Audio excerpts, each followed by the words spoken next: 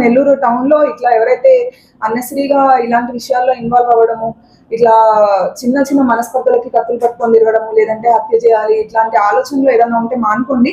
ఎందుకంటే ప్రస్తుతం ఉన్న టెక్నాలజీకి ఇట్లా మీరు ఏదో చేసేసి ఎక్కడికో వెళ్ళిపోదాము, దొరికిపోము అని అనుకునే ఆలోచనలు ఏమైనా ఉంటే వాటిని విరమించుకోండి. బికాజ్ మాకంటూ ఇంటెలిజెన్స్ సోర్సెస్ కానీ లేకపోతే మా సోర్సెస్ ఇవన్నీ మాకు ఉన్నాయి. దాని ప్రకారం ఎలాంటి క్రిమినల్ యాక్టివిటీ ఏది చేసినా కూడా ఇమీడియట్ గా పట్టుకొని ప్రాపర్ యాజ్ పర్ లా ఖచ్చితంగా రిమాండ్ పంపించడం జరుగుతుంది. సో ఈ విషయాన్ని దృష్టిలో ఉంచుకొని ఎవరైతే ఇలా అన్నెసరీగా చిన్న విషయాలకి గొడవలు పడడం కానీ లేదంటే చంపడాలు నరుకోవడాలు ఇంత దూరం వరకే వస్తే మాత్రము స్ట్రింజెంట్ యాక్షన్ తీసుకొని ప్రాపర్ రౌడీ షీట్స్ ఓపెన్ చేసి రిమాండ్ ఇన్వెస్టిగేషన్ ప్రాపర్ గా కంప్లీట్ చేసి కఠిన శిక్ష పడేలాగా మేము చూస్తాము పోలీస్ వారి తరఫున. అట్లానే రౌడీ షీట్స్ ఖచ్చితంగా ఓపెన్ చేస్తాము. మళ్ళీ అవసరం ఉంటే పీడీ యాక్ట్ కూడా ఓపెన్ చేసి ప్రాపర్ స్ట్రింజెంట్ యాక్షన్ తీసుకోవడం జరుగుతుంది.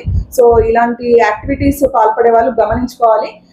ఇట్లాంటివి చేసుకొని అనవసరంగా మీ జీవితాలు మీ కుటుంబాలని నాశనం చేసుకోకూడదు అని చెప్పి మా విజ్ఞప్తి.